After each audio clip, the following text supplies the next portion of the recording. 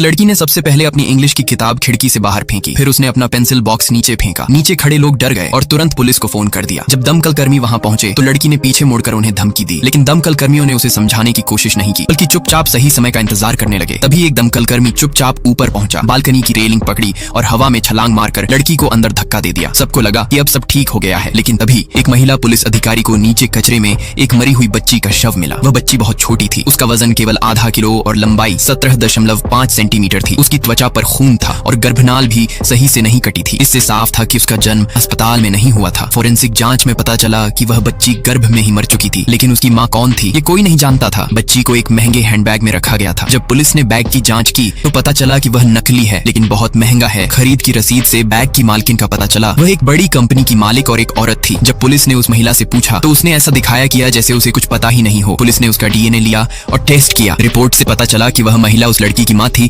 जो बिल्डिंग से कूद गई थी। उसका नाम था लिसा, यानी लिसा ही उस मरी हुई बच्ची की माँ थी। पुलिस ने लिसा से पूछताछ की और उससे बच्चे के पिता का नाम पूछा। उसने अपनी नोटबुक में 5 लड़कों के नाम लिखे। ये सभी उसके क्लासमेट थे। जब उन लड़कों के माता पिता को बुलाया गया और डीएनए टेस्ट हुआ तो चौंकाने वाली बात सामने आई। इनमें से कोई भी बच्ची का पिता नहीं था। पुलिस को शक हुआ कि लिसा झूठ बोल रही है। उन्होंने घर का सीसीटीवी देखा और पाया कि जिस दिन लिसा ने कूदने की कोशिश की थी उस दिन बेडरूम का दरवाजा हटाया गया था। पुलिस को शक हुआ कि बच्ची का पिता लिसा का भाई या पिता हो सकता है। उन्होंने लिसा के भाई का हेडफोन चुरा लिया और पिता के थूक का सैंपल ले लिया। डीएनए टेस्ट का इंतजार करते हुए पुलिस ने लिसा से दोबारा पूछा कि उसने झूठ क्यों बोला। लिसा ने कहा कि वह नहीं चाहती थी कि लोग सच जाने, वरना उसकी इज्जत चली जाती। उसे खुद अपनी प्रेगनेंसी का ठीक से पता नहीं था। उसने एक बार अपनी माँ से पेट दर्द की शिकायत की थी, लेकिन माँ ने ध्यान नहीं दिया। लिसा ने बच्चे को अपनी माँ के महंगे बैग में जानबूझकर जन्म दिया ताकि उसे सजा दे सके। आखिरकार पुलिस ने लिसा के छोटे भाई की एक फोटो दिखाई और बताया कि असली अपराधी वही है। दरअसल उसका अपनी बहन से झगड़ा हुआ था और बहन ने गुस्से में उसकी सारी किताब